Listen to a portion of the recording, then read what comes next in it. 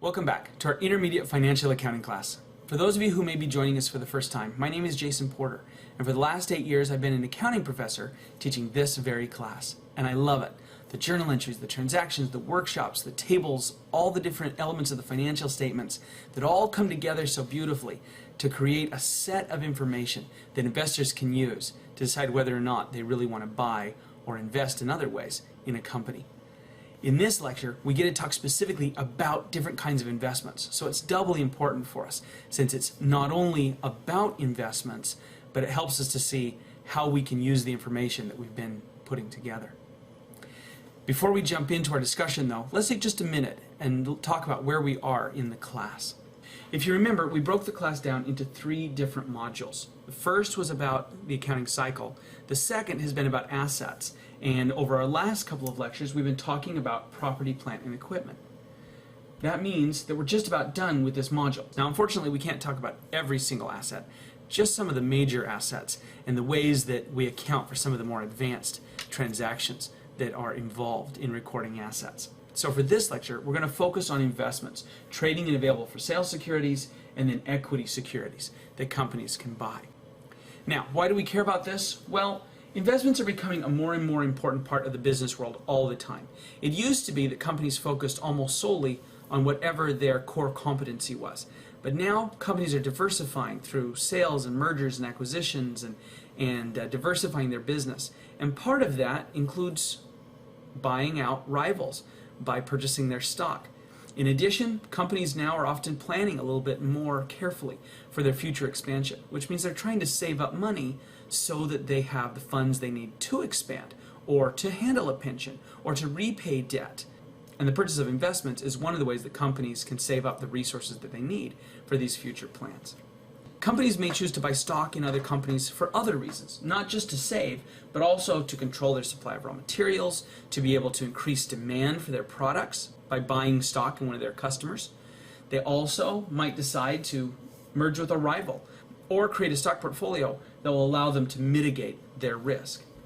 In addition, companies will invest in bonds and other commercial paper, different kinds of debt. This allows them to avoid volatility in the stock market. It allows them to ensure cash flows over time if they're buying a security with a series of payments, or even just a lump sum at the end. In addition, the bond market allows them to finance subsidiaries or parent companies that may be having trouble. And of course, we need those companies in business so that we can stay in business. So providing them with debt financing is a way that we keep these clients or these customers or these suppliers or our parent company or our subsidiary company in business so that they can grow. From an investor's point of view or a manager's point of view who's trying to do an assessment, understanding the classifications of investments allows us to understand what a company is trying to accomplish with its investment strategy. If we know where they're putting their securities and the kinds of securities they're buying, then we have a better insight into what they're doing. We also have a better insight into the kind of profit they're reporting or not reporting, because some of it doesn't get reported, but it's important all the same. So we want to be able to know where to look for these different kinds of profit so that we can use them in our analysis of a company's progress. Investments have become such big business that we see almost every company now making some kind of investment decisions. And most of us are making investment decisions as well for our retirement or saving up for a vacation or to buy a new car or to put a down payment on a house. These are really important issues. And while we won't focus on the decision side, how do we decide whether we want to do this or not, we are going to focus on what investors see and how we can assess them. And that's important for us. And it all starts with understanding how accounting and GAAP break down the different styles of investments. The first way FASB breaks down investments is the same way that you and I would break them down: debt versus equity. And when we're talking about debt versus equity, we're typically talking about bonds as the primary kind of debt that you can buy on the open market, although there are other types. Or we can invest in stock. That would be our ownership. So we can buy shares of voting right stock or common stock, or we can buy shares of what we call preferred stock, which gets a preference in dividend.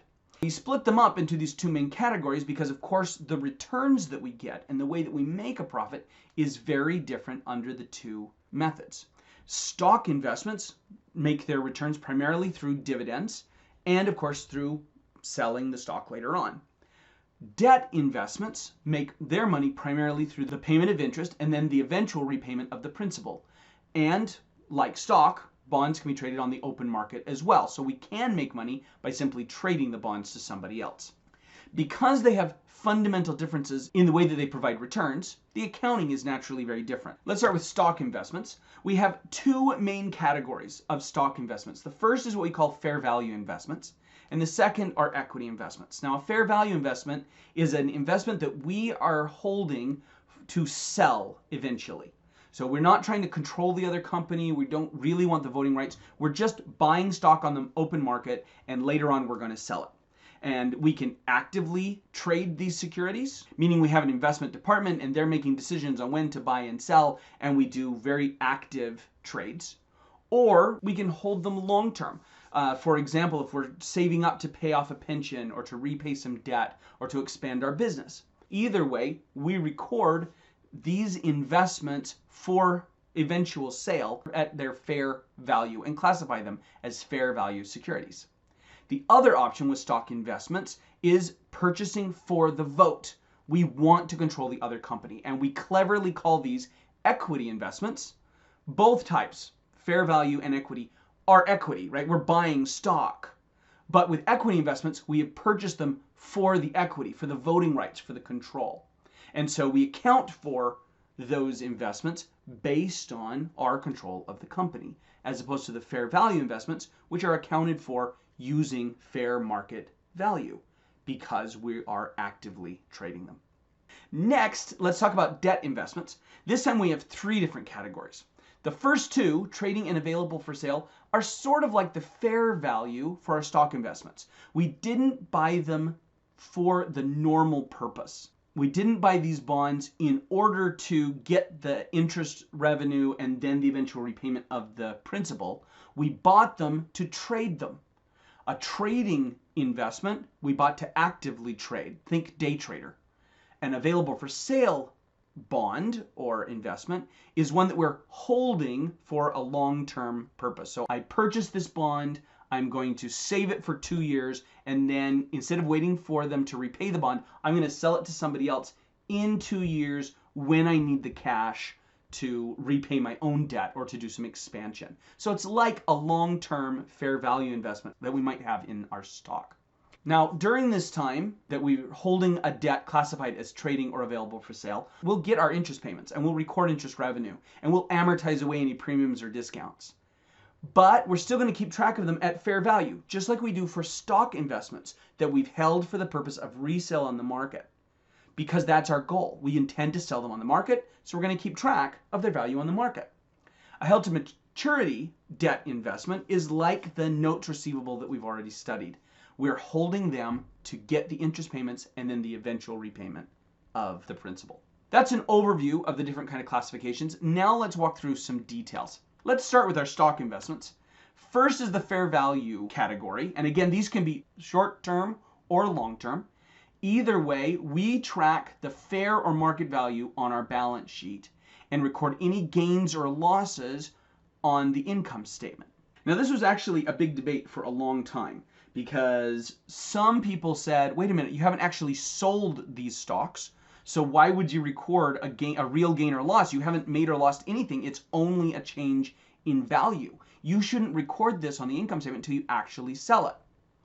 Well, FASB said, you're right, they haven't actually sold it yet, but because we can track the fair value, the market value of these securities, we can see if they've made what we call an unrealized gain or loss over the period, meaning the stock price has gone up or down and they are now worth more or less, even though we haven't sold them yet. And they can show that value on the balance sheet. Well, this was revolutionary. We don't record most assets at their fair value. We record them at historical cost. But because stock prices are so easy to see, FASB wants us to record that fair or market value on our balance sheet. And then because of that, we're recording any gains or losses period to period on the income statement. More traditionally, we have what we would call equity securities. This is a really hard name for most people because all of these stock investments are equity securities. They are stock in another company. But we only call them an equity investment if we actually are controlling the other company. And that's what differentiates it from the fair value stock investment. So fair value are stock, but we don't want control of the other company. We just want to trade them on the open market. And equity securities are stock that we want to control. And in order to classify as an equity security, we have to have what FASB calls significant influence, which means we have a substantial say in the way that company does business. Now, the easy definition of significant influence is 20% or more of the voting stock. That would be significant influence. I own a really big chunk of the company's vote. However, I can also have significant influence if I have a seat on the board of directors, or if I'm the only active shareholder and most of the rest of the stock is being held by retirement funds where nobody actually votes. So there are different ways that we can show that we have significant influence, but the easiest and the one that we're going to focus on is this 20% threshold because it's the easiest to observe. The way that we record equity securities is very different from fair value securities. We will record this investment at fair value until we hit that 20% threshold or that significant influence rule. But once we cross that threshold, then we stop recording fair value and we start recording our share of the change in their retained earnings account each period. So if you think about a retained earnings account, it goes up because of net income. It goes down because of a net loss. It also goes down because of dividends. So when any of those three things happen, they show a net income, they show a net loss, or they pay a dividend, then their retained earnings will change. And when their retained earnings changes, so does our account balance, because we are now tracking our portion of the changes in their retained earnings. The balance sheet value is going to be the sum of what we invested in the company, plus or minus our portion of any changes in their retained earnings account. On the income statement, we will show our portion of their net income or net loss. Dividends are going to be a debit to cash and a credit to our investment account. A net income or a net loss will be a debit or credit to our investment account and a gain or a loss. All of this continues until we cross the 50% threshold. If we own more than 50% of the subsidiary, then we now control them. Nobody else can change what we want that company to do. We have the majority of the voting stock. And so the rule is, at that point, once you cross that 50% threshold, then you consolidate their financial records into our financial records, or we add their assets and their liabilities in with our own, because we control that company. They're our subsidiary. And that's a whole other process. We don't have time, unfortunately, in intermediate accounting to talk about all the details of consolidations. But I will warn you, it is a big part of the CPA exam. So if you're getting ready for that test, you might want to take an advanced financial accounting class or take some extra time learning how to do consolidations. And that's how we account for stock investments. Now let's talk about debt investments. Again, we have three different categories here. The good news is the first two, trading and available for sale, is very similar. Both of them require us to put the fair market value, so what these bonds are trading for on the open market, on our balance sheet. And to offset that journal entry, we would also show either a gain or a loss. The difference is where we put the gains and losses. If they're trading securities, then gains or losses go on our income statement, because under FASB's logic, you're trading them. Therefore, any benefit is due to what you did. Any loss is due to what you did. That's income statement. So we put it all on the income statement. Available for sale securities, on the other hand, we're really just buying and holding until we get to whatever it is we're saving for. So since we're not actively trading them, companies made the argument we shouldn't be on the hook if these go up or down in value because we aren't doing anything about it. And FASB agreed with that. So what they have said is, gains or losses go into what we call comprehensive income instead of net income.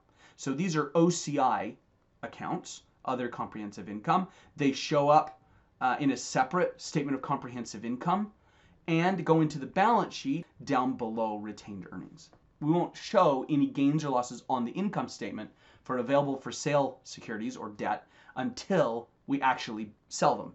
And then we'll show the real gain or loss on the income statement. But until then, gains or losses hit other comprehensive income instead.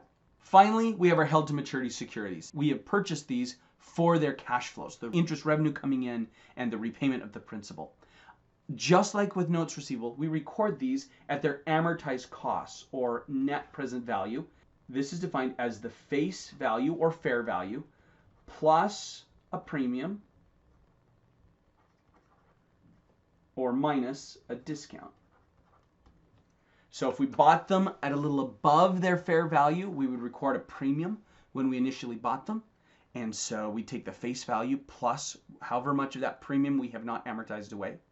If we bought them at a discount, so we bought them a little cheaper, then we'd take what the face value that we're going to get eventually when they repay the debt minus what's left of the discount. And our interest revenue each period will go on the income statement, and it will include the amortization of premiums and discounts. Wow, lots of information, isn't it? There's just so much to take in with investments because they're very different from all the other assets we've talked about. But you can get it. It's going to be very easy as we walk through it step by step, and that's what we're going to do next time as we pick up with an example. I'll see you then.